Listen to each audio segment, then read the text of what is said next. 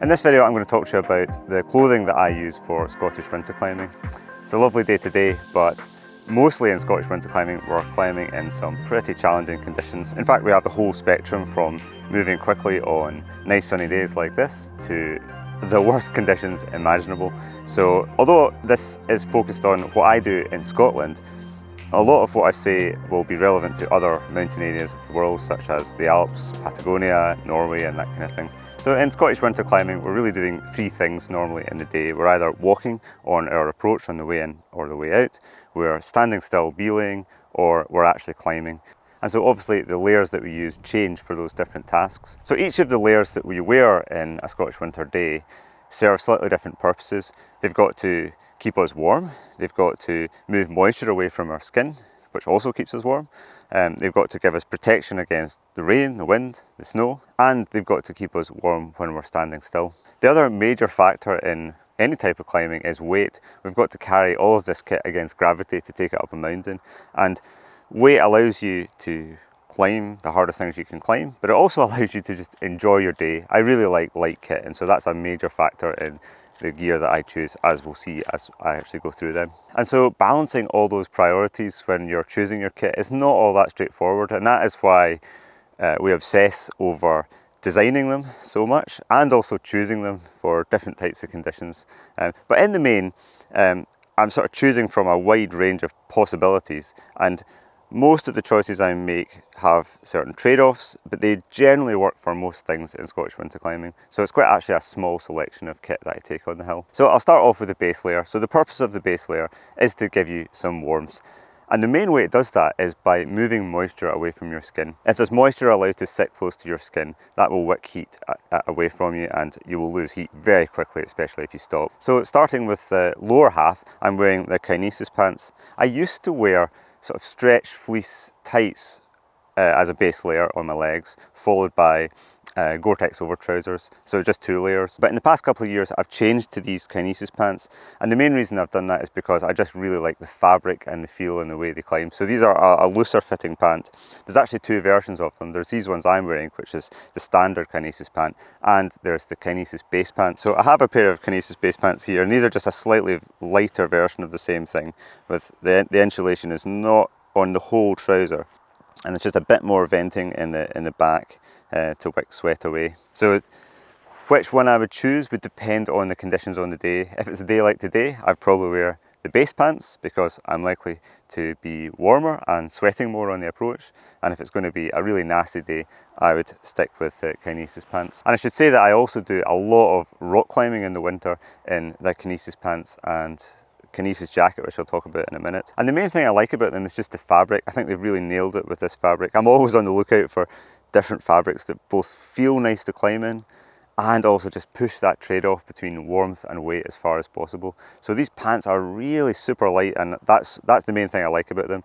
And design-wise, they're also not overcomplicated, and that also helps to keep the weight down. Okay, so going to the top half for base layer, I'm wearing the Eclipse hooded top, and this is on the warmer side of base layers that you can choose. And I prefer that just because I tend to feel the cold quite a lot, and also it suits quite well in Scotland because I would tend to do the whole approach in this top if possible, unless the weather's really bad. So it needs to give a fair bit of warmth for the later part of the walk-in when you're getting high up and it's getting colder. And it also does have a bit of extra protection in the hood.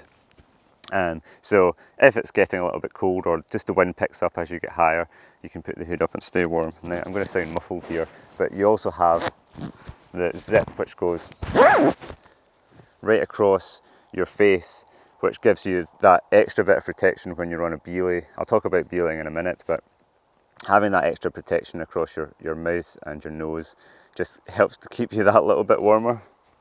That's so much better. So that's the base layer, the main purpose of which is to keep your skin dry and to wick sweat away. Okay, so mid-layer wise, I wouldn't tend to wear a mid-layer on my lower half unless it's a really, really nice day. Like today, if I was going ice climbing, especially if I was soloing, so I was moving continuously, I might wear a soft shell pant instead of waterproof over trousers. And for that, my go-to choice is a pant called the Mission pant, which are quite warm, stretchy, and just feel really, really nice to climb in. But More often than not, my favourite choice would be Gore-Tex over trousers, which I'll talk about in a minute, but while I'm on mid-layers, I'm going to talk about the top half. So my favourite mid-layer jacket is the Kinesis jacket, and I just talked about the Kinesis pants a moment ago, and I like the jacket for exactly the same reason, primarily because of the fabric. That sort of loose weave fleece lining is just absolutely lovely. It feels nice on your skin if you're wearing it close to skin, which I sometimes am if I'm rock climbing. I also use this a lot for rock climbing in the mountains in summer, in the valley crags in the autumn and winter. Then there's also other small things that I like. One of the things I like is that the cuffs are quite neat and cinched in, and that allows me to put my gauntlet gloves over the top of the Kinesis jacket, but then under the Gore-Tex shell layer, so it's just neat and gives, you know, the maximum insulation. That's what I want, is not for snow not to be able to get in there. So that's neat. All the layers kind of work together well, which is great. But what I really like is there's not too many features on the jacket. There are 2 hand warmer pockets on the side, which I do use a lot. I also, when we would come back down from a winter route, if we've left our rucksacks in the corrie and we're walking out in the dark, I'd put my phone in the chest pocket and I'd put my head torch in the side pocket, if I don't need it yet. And then they have those handy for phoning home to say that's me walking off the hill now. But other than that, I wouldn't really use the pockets too much in this jacket, so I don't want too many. The other thing that's really nice with all Mountain Equipment's jackets is that if the hoods are designed to work with a helmet, they work really well for that purpose. But this hood also works really well without a helmet if I need to, if I'm on a belay in summer rock climbing. Okay, so on to talking about the shell layer, and to do that, I'm going to get my helmet on because that's a very important part of how the shell layer works. The hat I'm using is the Eclipse hat, which is just quite a light hat which fits really well under my helmet. So for my shell layer, I'm wearing the Tupperlak jacket and the Tupperlak pants, and these are both Gore-Tex Pro shells. So the primary thing again to say about both of these is about the fabric. The fabric is really crucial, and I did a bit of testing with Gore-Tex Pro when it was in development, and they've refined it over a lot of years.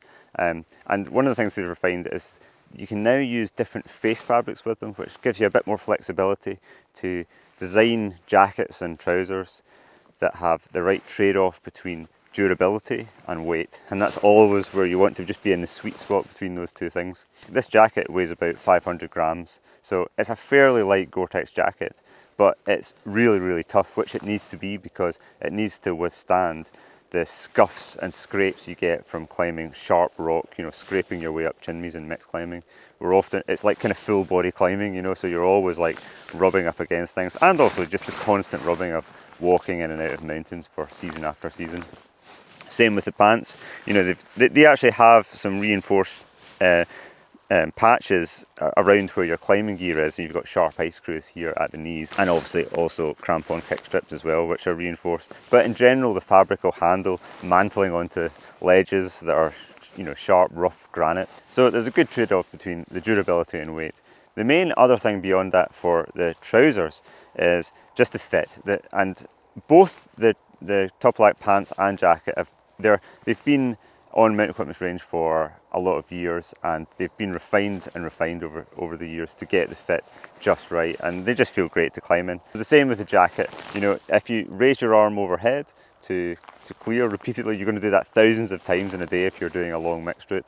And if you're wearing a harness, you don't want the jacket to pull, you don't want to have a little bit of force there, because once you've done that 1,000 times in a day, then your arms are getting tired. So the reason I put my helmet on was to emphasize the importance of the hood. Sometimes when you're trying on a Gore-Tex jacket that's designed for climbing and you try on the hood without wearing a helmet, it feels like cavernous, it feels absolutely huge. But it does need to have that space.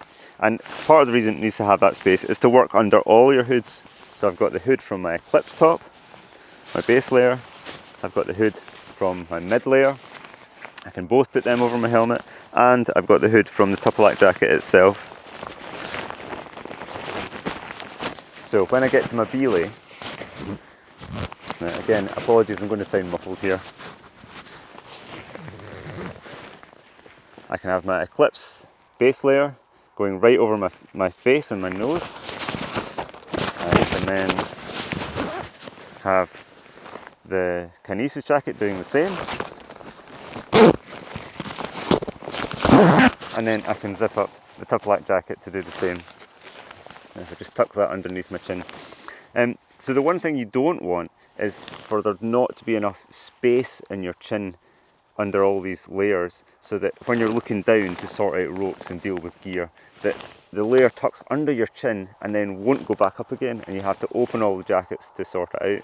So there's got to be ample space coming out here. So again, sometimes if you try that on without a helmet, you're like, why is there so much space here?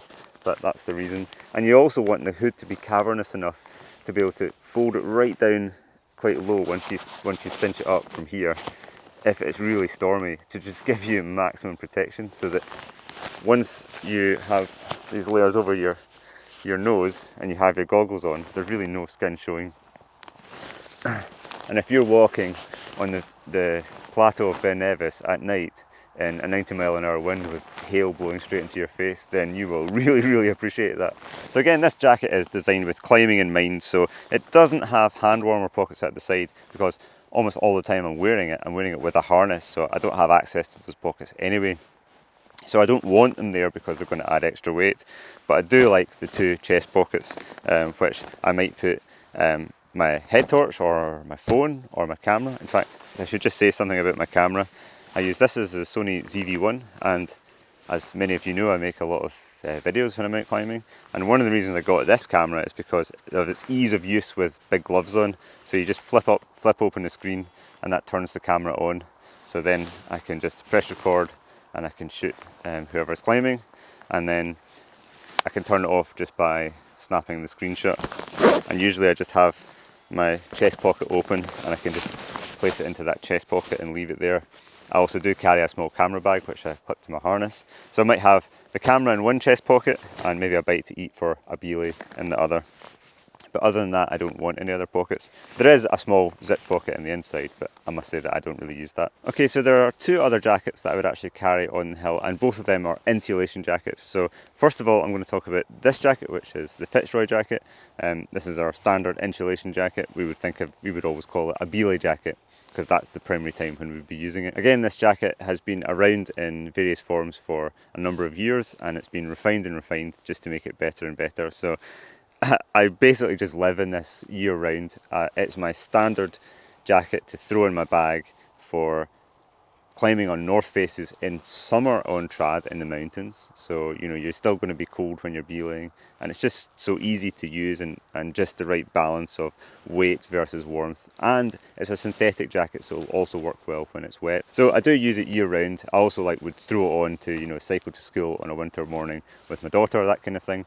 But it really comes into its own on a Scottish winter belay. Because it's synthetic, it will stay warm when it gets wet, but it's very resistant to get wet. It's not a waterproof jacket, but it's not far from it because the fabric is extremely water resistant. So again, you can put all your hoods up and put the Fitzroy hood up as well, and just hide in this jacket from the worst of the cold and the storm that you're in if you're standing still for a long time. So one thing I should say though is that no matter how big your belay jacket is and how many layers you have on, it's still really important to create some heat in order to be able to hold on to that heat. So if you're on a belay and you're standing still for a long time, as we often are on mixed climbing, could be 2, 3, 4 hours before you get to move again, you are going to be losing heat, and if you move in order to create some heat, then you'll be a lot more comfortable. And if you see any mixed climbers in the Corrie on hard routes, you'll often see the belayer continually moving, either swinging arms if they're on a hanging belay, or if you're actually on a ledge, and that's a bit of a luxury because you can stamp and keep moving. I tend to do leg crunches non-stop like that, because that just uses a lot of big muscle groups and can get you really quite warm really quite fast. So the combination of an insulation layer and a little bit of movement should keep you reasonably sane on a belay, even if you've got to stay there for a long time. And that is really important for how your Scottish winter day pans out if you're trying a hard route. You know, if you're 2 or 3 pitches in on a day like this is mid-December, it's only just got light and it's going to get dark again soon. So as the light starts to tail off and you start to feel cold, the rope's not moving out very fast, and your morale starts to drop, and you start to think maybe we should just retreat. You know, I'd really like to get out of this cold. And so that can sometimes, that feeling can dictate whether you succeed or fail on the route. So it's really important. If you just have that little bit more warmth, you tend to have more morale, and you second up the pitch behind your partner and you say, let's keep going, we're nearly there, instead of saying, shall we just abseil off? One other thing to say about insulation jackets is actually about carrying them. So sometimes if it's a long hard route and conditions are poor, then both leader and second would carry an insulation jacket. And you know, you can put this in a stuff sack and just clip it to your harness and do that. Or sometimes we would wear a small rucksack, which I'll just show you. So sometimes I would actually lead with a very small, super light rucksack, which I would just have my insulation jacket, maybe a small amount of fluid, maybe a snack, and maybe a spare pair of dry climbing gloves. And I would actually lead with that, and that way both the leader and second can take an insulation jacket. More often though, we would just have one insulation jacket between us, and the leader would climb without it, and then the second would second in the jacket, but then pass it to their climbing partner to wear as they lead the next pitch. And that system works quite well if the route's a little bit shorter and the conditions are not so bad. But even if I was planning to do that, I would still always take my insulation jacket in my bag, because it's just so invaluable to throw on, especially when you're like, you know, you stop on the walk-in. I have it at the top of my bag, so I just fling it on so I don't get cold. And then also when you're gearing up at the start of the route, I put it on, and that just keeps morale high during the day. But also it just can be an absolute lifesaver if the conditions are really atrocious and you're in very high winds. Let's say you're trying to navigate off a plateau, and you just staying warm allows you to stay focused and make clear decisions when actually safety is a priority for getting off the hill. Okay, so the last insulation jacket to mention is this. This is a Superflux jacket. It's a synthetic gilet jacket, and I would sometimes wear this because I feel the cold quite a lot as an extra mid layer, and so I'm wearing it on top of my Kinesis jacket. Now, occasionally, on a day like today where it's sunny, it's not windy, I would actually not wear my Gore-Tex shell layer, but just wear this setup. Because if it's dry and cold, and so it's more like continental style climbing conditions, I might wear this for a pitch, but definitely take either my shell or my insulation jacket as well for standing still. Conversely, if I was climbing on quite a stormy day, then I would wear this under my Gore-Tex shell layer for a little bit of extra warmth. Not everyone needs that. It depends how much you feel the cold, but I do feel the cold, and so maybe about 50% of the time I will take this with me. Okay, so now to a really important aspect of Scottish winter climbing clothing, which is gloves. So I take two main models of glove on the hill, and occasionally a third. These are the direct gauntlets, which is what I wear for most of my actual climbing, the harder climbing. So with hard climbing gloves, then the trade-off is between dexterity of the glove for doing complex tasks and warmth. And obviously our hands are really vulnerable to getting cold. You know, they're getting squeezed, so the blood vessels are getting squeezed shut, they're being plunged into the snow the whole time, and they're holding onto ice tools. So for years we were thinking of ways to try and circumvent that trade-off to a degree, and these gloves kind of do that by having two different types of insulation on the back and the palmar side of the hand. So on the palmar side, they've got a kind of microfleece lining for insulation, which is still warm, but it's quite thin. And on the back side of the hand, there's more of a pile insulation, which is a little bit thicker and warmer. And so that's great, because more insulation on the back of the hand doesn't really affect the dexterity too much, but it definitely does if it's on the palmar side. So that gives you that freedom to be able to fiddle with gear on your harness, kind of in extremis when you're on a climb, and also be able to use as little energy as possible to hold on to your ice tools on strenuous ground. That's important too. There are different versions. This is the gauntlet version, which just gives you that little bit more insulation around the wrist. But I also do use the non-gauntlet version because I do carry a spare pair. So these are a soft shell glove, and you are going to be sweating into them when you do a long hard pitch, and inevitably there's going to be the odd bit of snow that could get in and things like that. So I generally always carry at least one spare pair, usually with the non-gauntlet version just for lightness. And again, I would either put them in my little sack that I'm carrying if I'm leading, or in the sack that the second would sometimes carry. The grip is another really important aspect of the gloves. So that these have the oil-tack grip on 3 of the fingers, which gives you really excellent grip on your rice tools. So you can have a very passive grip, you know, you're not having to actively hold on because you're slipping. They're sticky, you know, but on the index finger and thumb, they have leather, which feels a lot nicer for getting carabiners off your harness, and you obviously want to do that efficiently without getting tangled up. So the other pair of gloves that I carry are what I would think of as being my belay gloves. However, although they primarily come into their own when I'm on a belay, I'll have them clipped to my harness with the carabiner loops on the fingers so they hang upright from your harness and the snow doesn't go into them. I'd wear these for the belay. They're going to keep my hands warm. Ideally I get them on as quickly as possible when I'm still warm from having climbed the pitch. And then I retain that heat for as long as possible. But I would also second in these gloves up to any difficulty level, and I would lead in these gloves up to around grade 8. So they're still a fairly dexterous glove and will handle hard climbing, no bother at all. So if the weather's really awful and it's snowing hard and blowing a strong wind, then I might wear these gloves all day, apart from the walk-in. For all the climbing and then all of the rest of the day, because they're still dexterous enough to climb pretty hard in. But more often than not, I'd wear the direct gloves for the climbing and then these for seconding and belaying. And these are Gore-Tex gloves, so they will stay completely dry, and they are fibre pile lining, so they are very warm. But if you're dealing with really, really cold conditions, really, really poor weather, then there is a bigger version. These are the Hypercoolwear gloves. And wow, straight away putting them on, they are super warm, very thick fibre pile insulation. So I don't think I would climb grade 8 in these, leading anyway. But if I was climbing an easier route in very poor conditions, or if I knew that I was going to be standing still on a belay for a long time, these would be the gloves of choice. These are really excellent and warm. And obviously for bigger mountains, where extreme cold could be dangerous, then these would be an excellent choice. And all of these gloves have wrist loops which you can attach around your wrist so that you can't drop them, because obviously that would be very serious in the big mountains. But I don't tend to use these in Scotland, but they're just larks fitted on. You can just take them on and off as you wish. So those are my layers for Scottish winter climbing. Thanks for listening, folks, and I hope you have a great winter and get many good routes done.